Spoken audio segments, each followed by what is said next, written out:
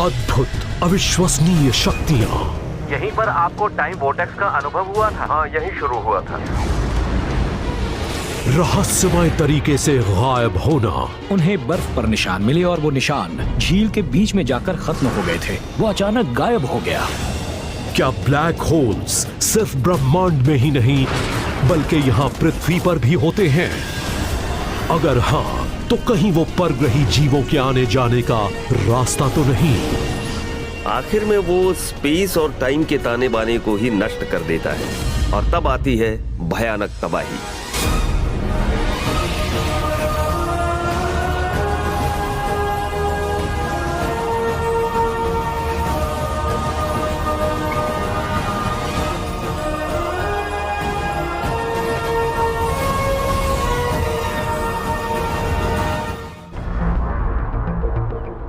Menlo park, California, मई 2017।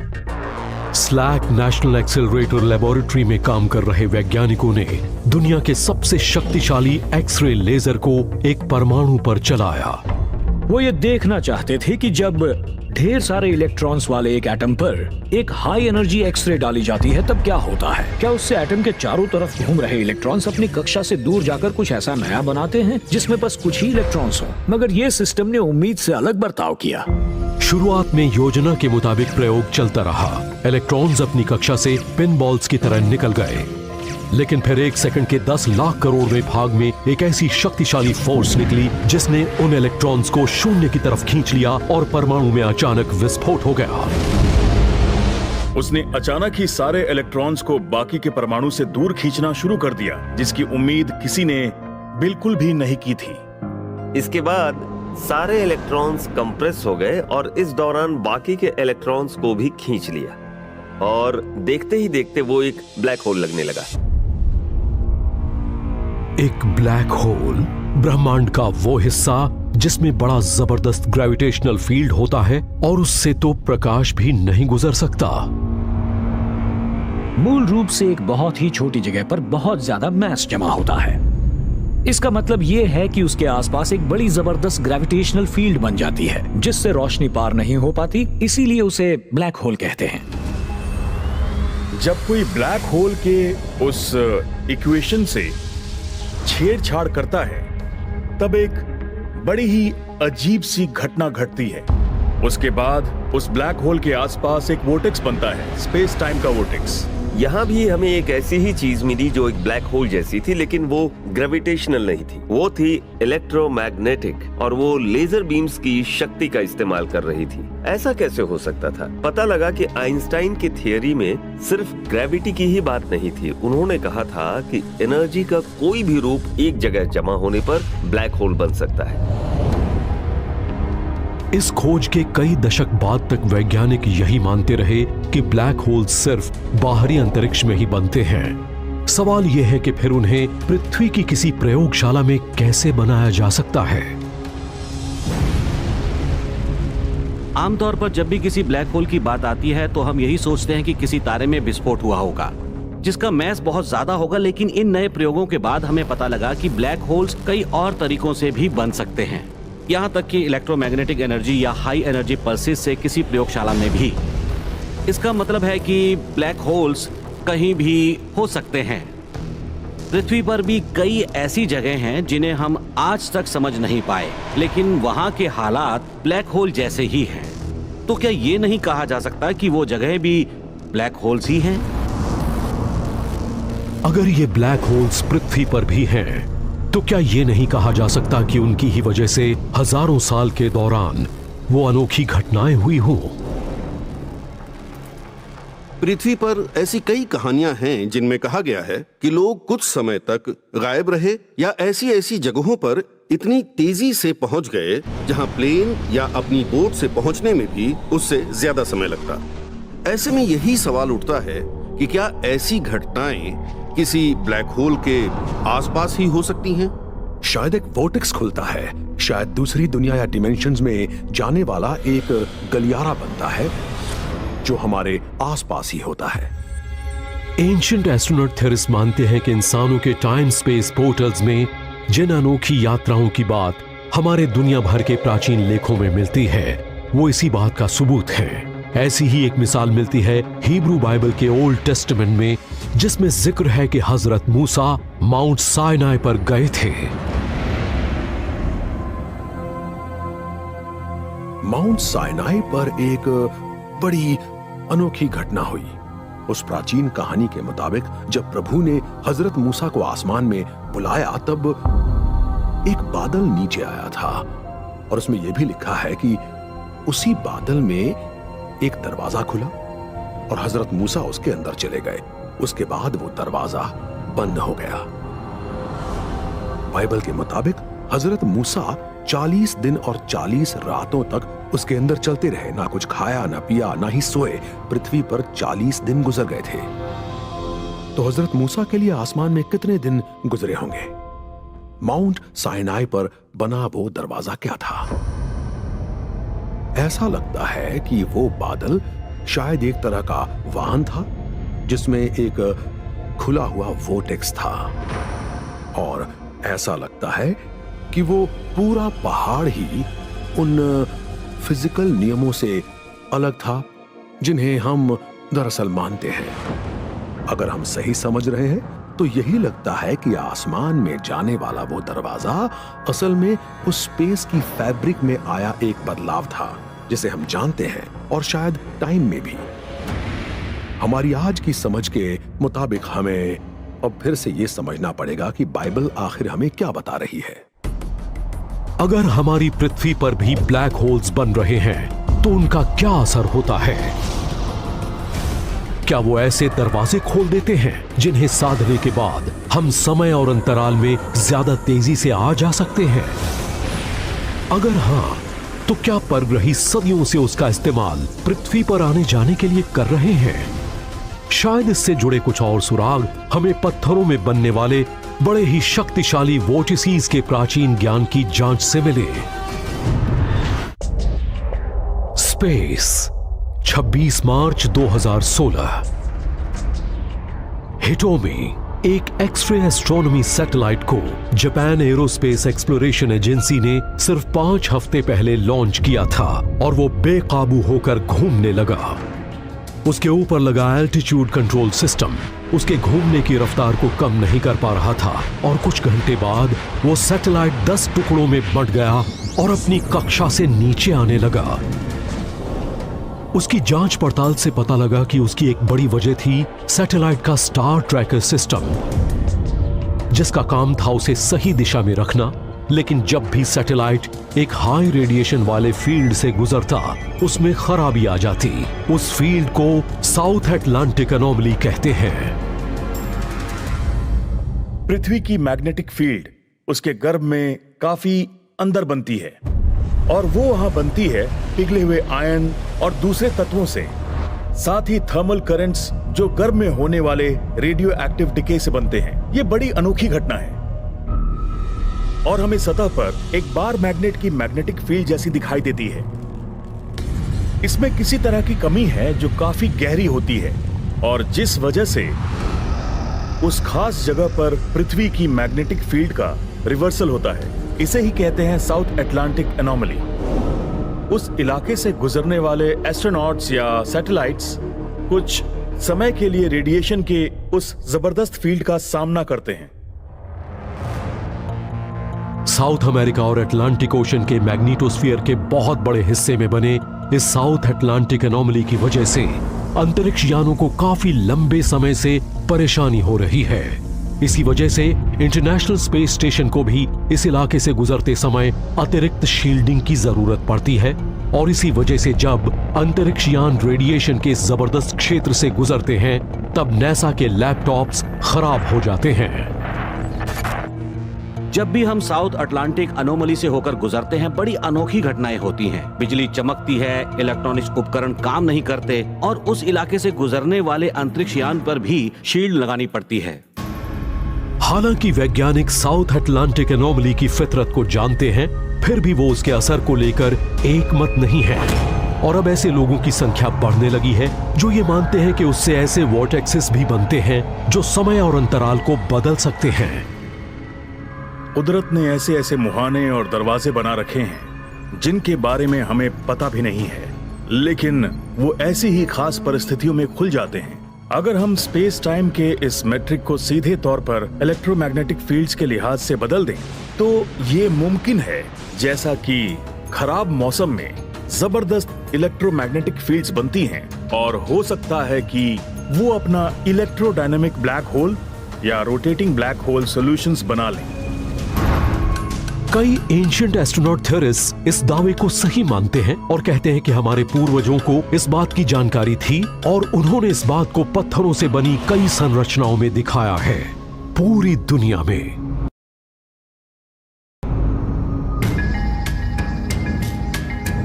इंगा, Brazil. यहां पत्थर की एक बहुत बड़ी संरचना है जिसे हम इंगा स्टोन कहते हैं। ये फॉर्मेशन पत्थर पर बने प्रतीकों से भरे हैं और किसी को नहीं पता कि उन्हें किसने बनाया या उनका क्या मतलब है।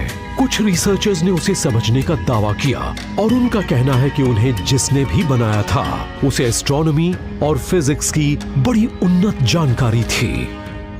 ब्राजील की इंगा नदी में हमें 150 फुट लंबा और 12 फुट ऊंचा एक पत्थर मिला, इंगा स्टोन। उसके ऊपर बहुत कुछ गढ़ा गया है, मगर वो सब बड़ा रहस्यमय है। हम नहीं जानते कि उसे किसने बनाया था और उसका मकसद क्या था। उस पत्थर पर गढ़ी गई सबसे अनोखी चीजें पत्थर की सतह पर बनी हैं। उसके अलावा हमें इंगा स्टोन के आसपास कई पेट्रोग्लिफ्स और जियोग्लिफ्स भी मिले हैं, और उनमें से कुछ का रिश्ता तारामंडलों से है। सदर्न क्रॉस, मिल्की वे, ओरायन कॉन्स्टेलेशन और दूसरे तारामंडलों से भी, क्योंकि वो सब उसी इलाके में थे। कुछ लोग कहते हैं कि उनके चारों तरफ बने स्पाइरल्स का रिश्ता एनर्जी के वोर्टेक्स से है, और इस बात में कोई शक नहीं कि इंगा स्टोन मैग्नेटिक एनोमलीज का भी शिकार हुआ था। हम जानते हैं कि इंगा स्टोन पर खगोलीय आंकड़े हैं। सबसे दिलचस्प बात तो यह है कि वहां के लोग उस तरह की खगोलीय चीजें नहीं बनाते थे। वो आमतौर पर सुपरनैचुरल जीवों के चित्र बनाया करते। इससे तो यही लगता है कि उन्हें शायद इसकी जानकारी परग्रही जीवों से ही मिली होगी। हैरानी की बात तो यह है कि इंगा स्टोन भी भौगोलिक रूप से एक ऐसी जगह पर मिला है जिसमें साउथ अटलांटिक एनोमली है। क्या यह कहा जा सकता है कि पत्थर पर जो अनोखी नक्काशी की गई है वो अंतरिक्ष से आने वाले प्राचीन सैलानियों से प्रेरित है, उनसे जो पृथ्वी पर सदियों पहले आए थे? अगर ऐसा है तो क्या साउथ अटलांटिक एनोमली शायद अपने किस्म का सबसे बड़ा उदाहरण हो, वो भी पृथ्वी पर मौजूद ऐसी असंगतियों में से एक हो?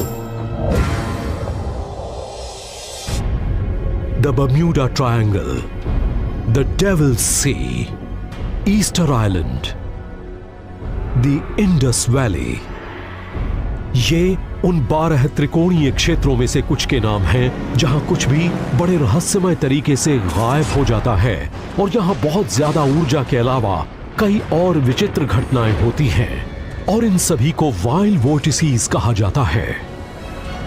स्कॉटलैंड में पैदा हुए बायोलॉजिस्ट और क्रिप्टोजूलॉजिस्ट और लेखक आइवन टी सैंडरसन ने उस दुनिया के अलग अलग हिस्सों में होने वाली उन अलौकिक घटनाओं के बारे में अपनी राय दी। उनका कहना था कि दुनिया में ऐसी 12 जगहें हैं जहां इस तरह की घटनाएं होती हैं, और उन्होंने उन जगहों को कहा वाइल्ड वोर्टिसेस, जिसका मतलब यह है कि वो अपने काम में बड़ी ही उग्र हैं। सैंडरसन उन जगहों पर गायब होने की घटनाओं का एक कारण ढूंढ रहे थे, क्योंकि उन्हें लगा कि पृथ्वी का जियोमेट्रिक पैटर्न शायद इस समस्या का समाधान हो, और उन्होंने बताया कि पृथ्वी पर कुछ ऐसी जगहें हैं जो बड़ी ही उग्र हैं और वहां ये अनोखे एनर्जी पैटर्न्स दिखाई देते हैं। इस बात में कोई शक नहीं है कि उनके काम से ये साबित हो चुका है कि पृथ्वी की बहुत सी चीजों के बारे में हम कुछ नहीं जानते। बात चाहे कुदरती हो या फिर यूं कह लें कि अलौकिक हो, हम कुछ नहीं जानते। लेकिन इस बात का कोई सवाल नहीं उठता कि ऐसी जगहों के मामलों में हमारी पृथ्वी बड़ी असाधारण है। अगर हमारे अतीत में परग्रही पृथ्वी पर आते थे तो हो सकता है कि उन्होंने पृथ्वी पर मौजूद चीजों को काबू में कर लिया हो, और उनके पास ऐसी टेक्नोलॉजी भी थी कि उन जगहों को बहुत ज्यादा ऊर्जा वाला बना सकें ताकि वो उनका इस्तेमाल ब्लैक होल्स या वर्म होल्स की तरह कर सकें और अपना मकसद हल कर सकें। क्या ये कहा जा सकता है कि वो वाइल्ड वोर्टिसीज और साथ में साउथ अटलांटिक एनोमली जैसी चीज रहस्यमय तरीके से गायब होने की घटनाओं के बारे में कुछ बता सके? और क्या पृथ्वी पर सचमुच ऐसी जगहें हैं जहां ब्लैक होल्स या पोर्टल्स बन सकते हो?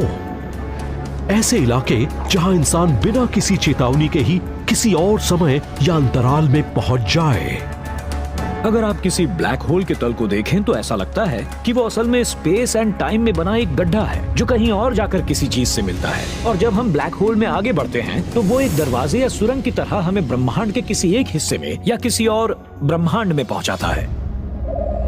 क्या हमारे अतीत में परग्रही ऐसे ही पोर्टल से पृथ्वी पर आते जाते थे?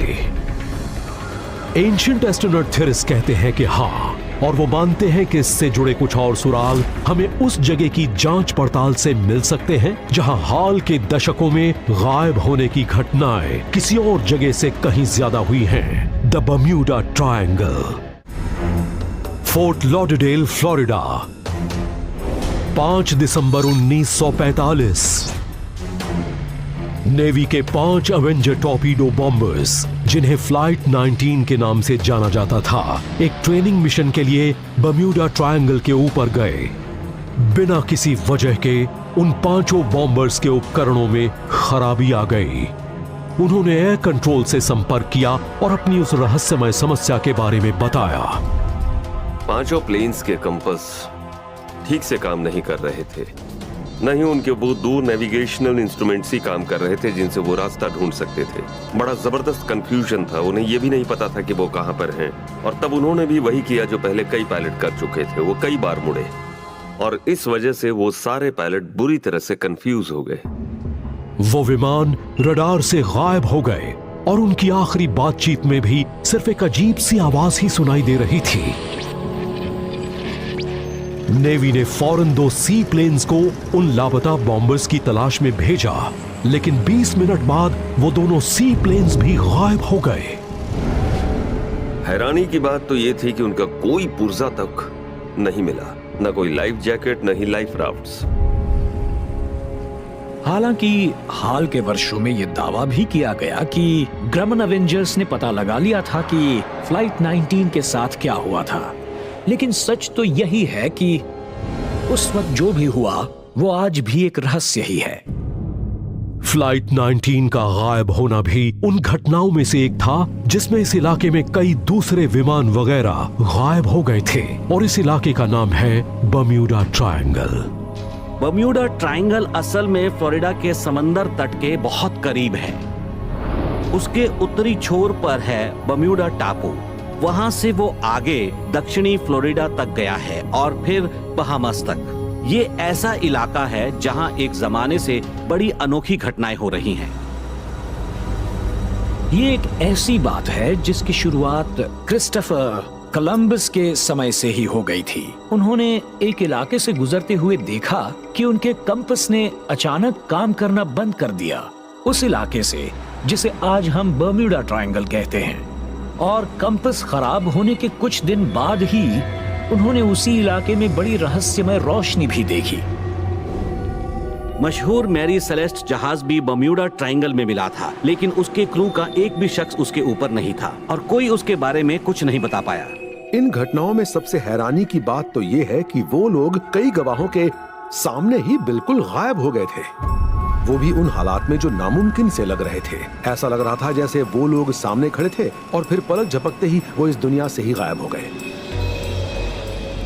मुझे तो लगता है कि मामला काफी हद तक डिमेंशनल है और वहां जाने पर इस बात की संभावना ज्यादा है कि आप लौटकर ही ना आ पाएं।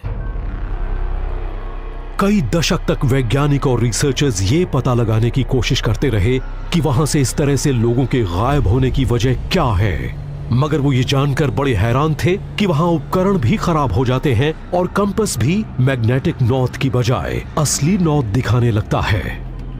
गरज तूफान से जुड़ी इलेक्ट्रोमैग्नेटिक घटनाएं शायद स्पेस टाइम में ऐसे पोर्टल्स बना सकती हैं जिनके बारे में हम सोच भी नहीं सकते।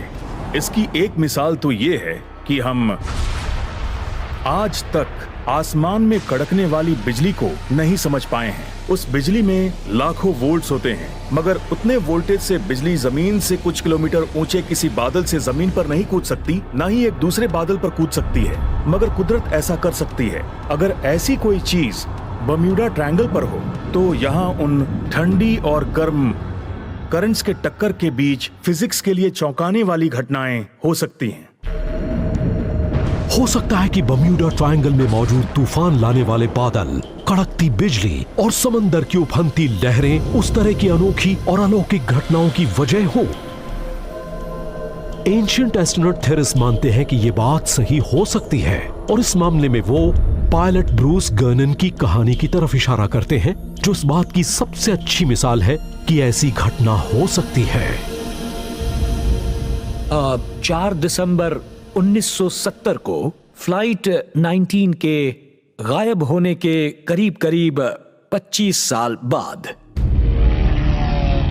ब्रूस गर्नन नाम के एक पायलट अपने प्लेन से एंड्रोस आइलैंड से बिमिनी आइलैंड तक की उड़ान भर रहे थे।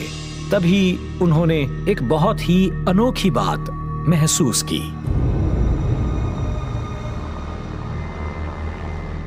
उनके प्लेन के कंट्रोल्स अचानक ही बेकाबू हो गए, और फिर अंत में उन्हें एहसास हुआ कि जब यह घटना हुई थी तब वो बर्म्यूडा ट्रायंगल में थे। उसके बाद से रिसर्चर्स ये पता लगाने की कोशिश कर रहे हैं कि उस रोज असल में आखिर हुआ क्या था।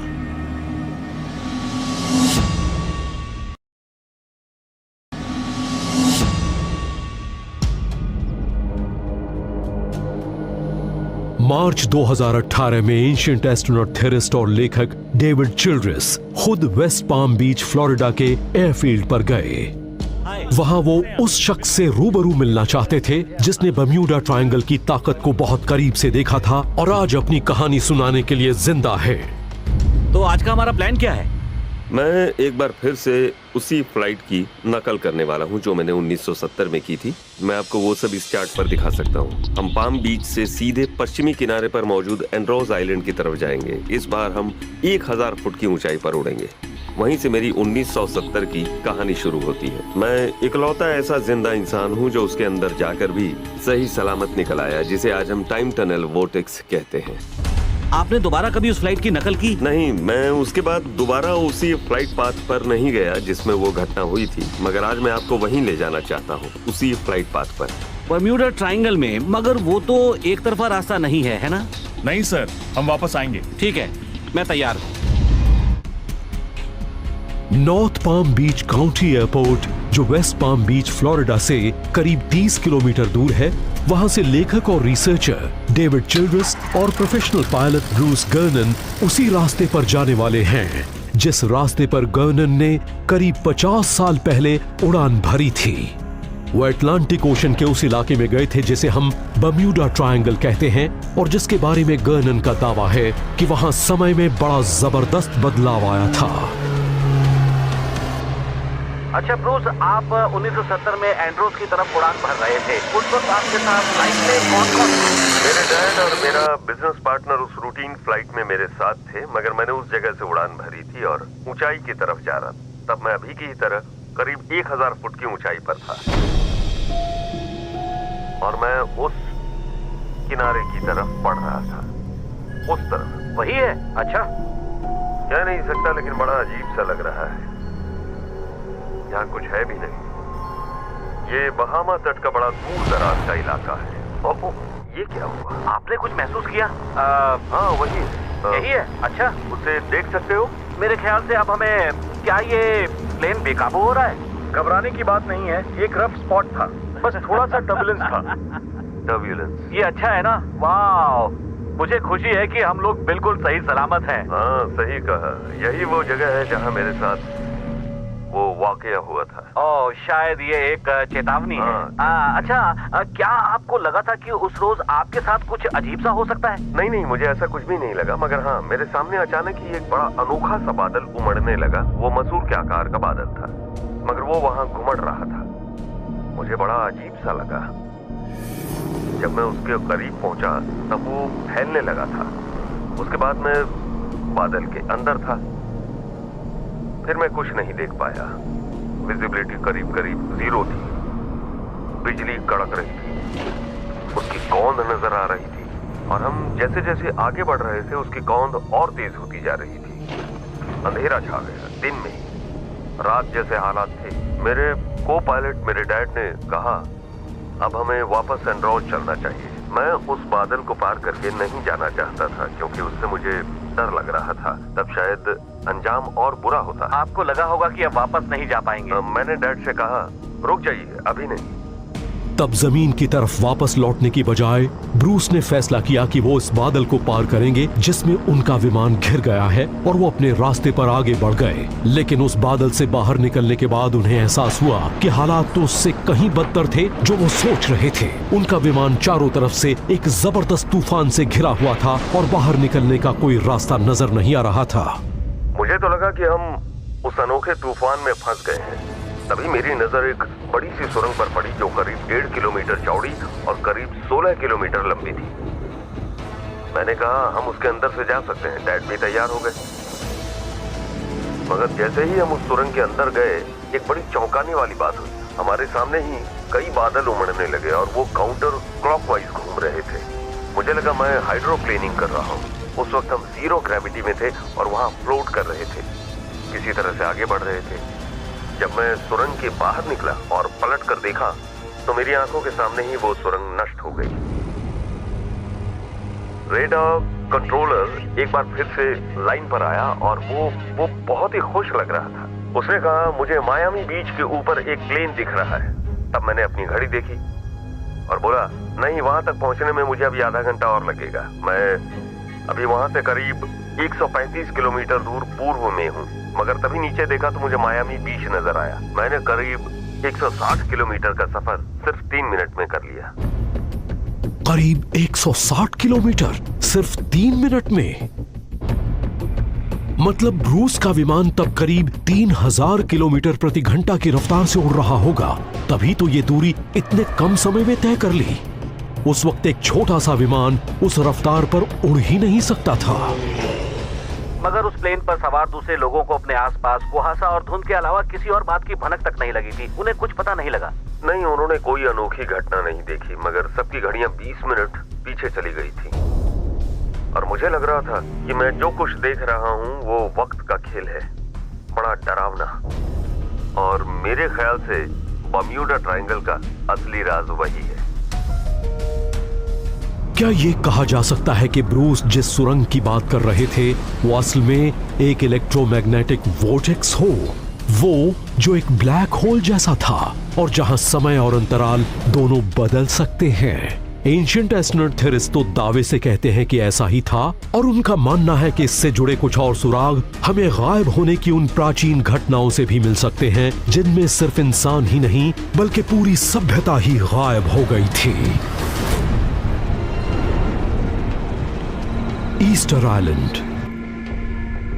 प्रशांत महासागर में बसा ये द्वीप चिली के तट से करीब 3200 किलोमीटर दूर है और यहां कभी रापा नुई लोग रहते थे। कई 100 साल तक यहां रहने के बाद 18वीं सदी में किसी वक्त वो लोग अचानक ही गायब हो गए। ऐसा लगता है कि एक वक्त ऐसा था जब यहाँ करीब 10,000 लोग रहा करते और तब ये अपने चरम पर था। मगर करीब 100 साल बाद जब यूरोप से और भी लोग यहाँ आए और उनके आने का सिलसिला जारी रहा, तब उनकी आबादी 1,500 तक पहुंच गई। ईस्टर आइलैंड पर ऐसा क्या हुआ था कि यहाँ की आबादी अचानक बहुत कम हो गई?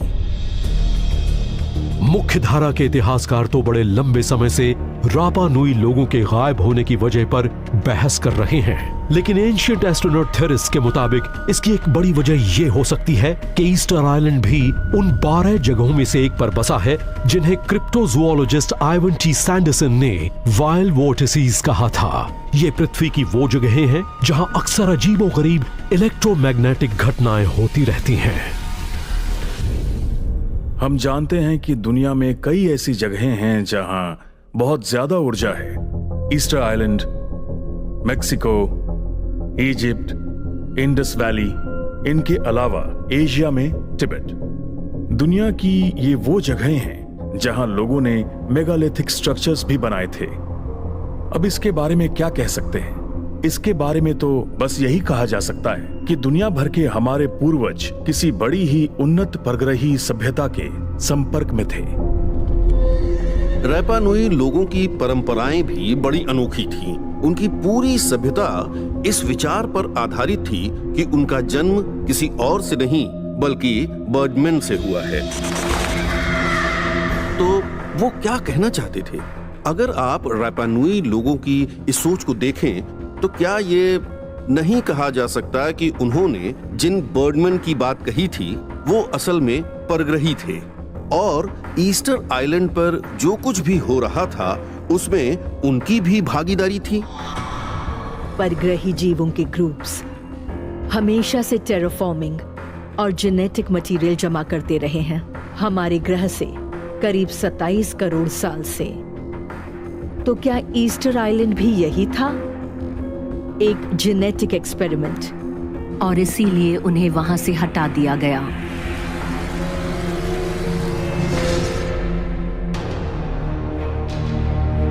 क्या यह हो सकता है कि ईस्टर आइलैंड और बम्यूडा ट्रायंगल ऐसी जगहों पर है जहां बहुत ज्यादा इलेक्ट्रोमैग्नेटिक हलचल होती है? तो कहीं वो परग्रही जीवों के पोर्टल तो नहीं थे?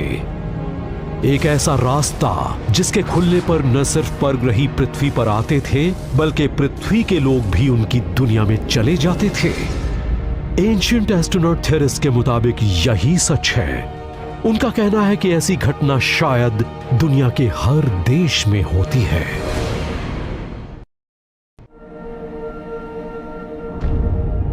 हॉलैंड, मिशिगन, 18 फरवरी 1978।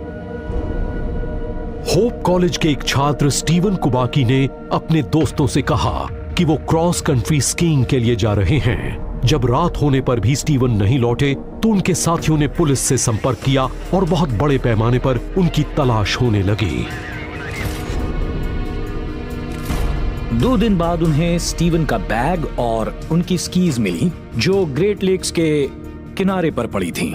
उन्होंने उस इलाके में उनकी खोज शुरू की तो बर्फ पर उन्हें पैरों के निशान मिले जो झील की तरफ गए थे, मगर वो निशान झील के बीच में जाकर खत्म हो गए। वहां कोई गड्ढा नहीं था, कुछ नहीं था, वो वहीं पर रुक गए, वो गायब हो गए थे। 1 साल से कुछ ज्यादा समय बाद स्टीवन कुबाकी की उस जगह से करीब 1100 किलोमीटर दूर एक खेत में आंख खुली जहां से वो गायब हुए थे, और ये वही दिन था जिस दिन वो गायब हुए थे। मगर उन्हें याद नहीं था कि वो कहां थे और इतनी दूर कैसे पहुंचे। वो 14 महीनों तक कहां थे इसके बारे में कुछ पता नहीं। कई महीने की जांच पड़ताल के बाद भी इस बात का कोई सबूत नहीं मिला कि कहीं स्टीवन कुबाकी ने अपनी गुमशुदगी का नाटक तो नहीं किया था। अब सवाल यह है कि 23 साल का वो स्कीयर अचानक ही कैसे गायब हो गया था और फिर 1 साल बाद कहां से लौट आया। उन्हें तो कुछ भी याद नहीं था। ये भी पता नहीं था कि वो कितने समय तक गायब रहे थे। इन सवालों का जवाब दे रहे हैं पुलिस के एक पूर्व डिटेक्टिव जो बाद में लापता लोगों की जांच करने वाले बन गए, डेव पिलाइडिस। डेव बोल रहा हूं। पिछले 9 सालों से डेव दुनिया में लापता होने वाले लोगों के कुछ बड़े ही चौंका देने वाले मामलों की जांच कर रहे हैं। इनके मुताबिक पृथ्वी पर कुछ ऐसी जगहें हैं जहां से लोग बड़े पैमाने पर इस तरह से गायब हो रहे हैं और उनके बारे में कुछ कहा नहीं जा सकता। दुनिया में बहुत से ऐसे लोग हैं जिन्हें बर्मुडा ट्रायंगल के बारे में मालूम होगा, जहां से शिप्स और प्लेन्स गायब होते हैं, मगर बहुत ही कम लोग ये जानते होंगे कि हमारी पृथ्वी पर और भी बहुत सी ऐसी जगह हैं जहां से लोग गायब हो जाते हैं, जैसे बर्मुडा ट्रायंगल से। उन जगहों में कुछ ऐसी बातें हैं जो हमें बार बार नजर आती हैं। हम वहां सर्च डॉग्स भी ले गए, ब्लड हाउंड्स को, लेकिन उन्हें कोई गंध नहीं मिली। प्रोफेशनल ट्रैकर्स को बुलवाया गया पर वो भी पॉइंट टू पॉइंट ट्रैक नहीं कर पाए। कई बार लोगों के गायब होने से पहले मौसम बहुत खराब हो गया था। कई बार लोग पानी के किसी जलाशय के पास से गायब हुए या वैसी ही किसी जगह पर मिले। कई मामलों में तो गायब शख्स ऐसी जगह पर मिला जहां एक नहीं कई बार उसे ढूंढा गया था, और ये सब देखकर तलाश करने वाले भी अपना सर पीटते। गुमशुदा लोगों के हजारों मामलों की तहकीकात करने के बाद डेव पिलाइडिस ने सिर्फ अमेरिका में ही 59 ऐसे हॉटस्पॉट्स ढूंढ लिए हैं वो जगहें जहां से लोग बिना किसी कारण गायब हो जाते हैं। इन जगहों पर अमेरिका की दूसरी जगहों के मुकाबले इस तरह की घटनाएं ज्यादा होती हैं। हम जो काम करते हैं उसमें बहुत कम ही ऐसा होता है जब लापता इंसान जिंदा मिल जाए, लेकिन उन जगहों से गायब हुए लोगों के ज्यादातर मामलों में लापता शख्स को कुछ याद नहीं था कि उसके साथ क्या हुआ था, वो कैसे गायब हुआ और वो कहां गया था। मैं बड़ा खुशनसीब हूं जो मुझे कई आला दर्जे के थियोरेटिकल फिजिसिस्ट से मिलने का मौका मिला और उनसे बातचीत के दौरान अक्सर पोर्टल्स की बात आ जाती थी। जवाब में वो फिजिसिस्ट्स कहते कि इन पोर्टल्स को अपने हिसाब से चलाया जा सकता है। क्या ये नहीं हो सकता कि जो लोग इन टाइम टनल पोर्टल से होकर गुजरते हैं उन्हें ये याद ही नहीं रहता कि उनके साथ क्या हुआ था, क्योंकि उनकी मेमोरी में कुछ रहता ही नहीं। उन्हें तो लगता है कि जो हुआ वो बस अभी हुआ है। मैं एक इन्वेस्टिगेटर हूं और मैं तथ्यों पर ज्यादा यकीन करता हूं। मैं कोई राय नहीं बनाता, कोई थियरी नहीं देता, और मैं इस बात का भी ध्यान रखता हूं कि मुझे कहां जाना है और किन लोगों से बात करनी है। लेकिन जब हम किसी वैज्ञानिक से बात करते हैं तो उसकी बात को हम टाल नहीं सकते, और तब हम ये सोचने पर मजबूर हो जाते हैं कि आखिर ये सब चल क्या रहा है। क्या मानव सभ्यता अब एक बहुत बड़ी खोज की कगार पर है? एक ऐसी खोज जिससे न सिर्फ ये साबित होगा कि ब्लैक होल्स सिर्फ गहरे अंतरिक्ष में ही नहीं बनते, बल्कि यहाँ पृथ्वी पर भी बनते हैं। इसके जवाब में एंशिएंट एस्ट्रोनॉट थेरिस उस रिसर्च की तरफ इशारा करते हैं जो अंतरिक्ष या पृथ्वी की किसी प्रयोगशाला में नहीं, बल्कि समंदर की गहराई में की जा रही है। 3 सितंबर 2013 ETH ज्यूरिख और मायामी यूनिवर्सिटी के वैज्ञानिकों ने एक बड़ी चौंकाने वाली रिपोर्ट पेश की। उनकी रिसर्च के मुताबिक उन्होंने समंदर में कई गोलाकार पैटर्न्स ढूंढ निकाले हैं जिन्हें एडीज यानी भंवर कहते हैं। ये अंतरिक्ष के ब्लैक होल्स के बराबर की ही होती हैं। मुख्य धारा के वैज्ञानिक अब अपने आप से पूछ रहे हैं कि क्या पृथ्वी पर ये ब्लैक होल्स शुरू से ही थे? सिर्फ समंदरों में ही नहीं, बल्कि जमीन पर भी। कुछ लोग कहेंगे कि हम ब्लैक होल्स के बारे में सब कुछ जानते हैं, मगर यह बकवास है। हमें ब्रह्मांड में ब्लैक होल कैंडिडेट्स नजर आते हैं और उनका बर्ताव कुछ ऐसा होता है जिसकी हम उम्मीद भी नहीं कर सकते। पता लगा कि जब हम वोटिसीज के मैथमेटिक्स को देखते हैं तो हमें उसमें एक व्यापकता नजर आती है, और वो हम अपने घर में बाथ टब का प्लग निकालने के बाद देख सकते हैं। वही बात हमें हरिकेन्स और ट्विस्टर्स में भी नजर आती है। उन सभी में कुदरत की व्यापक खूबी नजर आती है। हम एक यूनिफाइड इलेक्ट्रोडायनेमिक स्पेस टाइम का एक ऐसा समाधान ढूंढ रहे हैं जिससे एक पोर्टल खुले, एक वोर्टेक्स पोर्टल, और हम एक दूसरे स्टार सिस्टम तक जा सकें, वो भी आसानी से। और उसके लिए हमारे पास उस एनर्जी का बहुत ही छोटा सा हिस्सा है जो उस ब्लैक होल के लिए जरूरी है। लेकिन वैज्ञानिक अब ये पता लगाने लगे हैं कि हम उन ब्लैक होल्स के जरिए समय और दूरी तय कर सकते हैं, न सिर्फ अंतरिक्ष में बल्कि यहां पृथ्वी पर भी। मगर क्या उन्हें अपने नियंत्रण में भी रखा जा सकता है? एंशिएंट एस्ट्रोनॉट थेरिस तो मानते हैं कि हाँ, रखा जा सकता है। उनका कहना है कि पृथ्वी के उन ब्लैक होल्स पर सदियों से नियंत्रण रखा जा रहा है, और ये काम वो जीव कर रहे थे जो इस दुनिया के भी नहीं थे।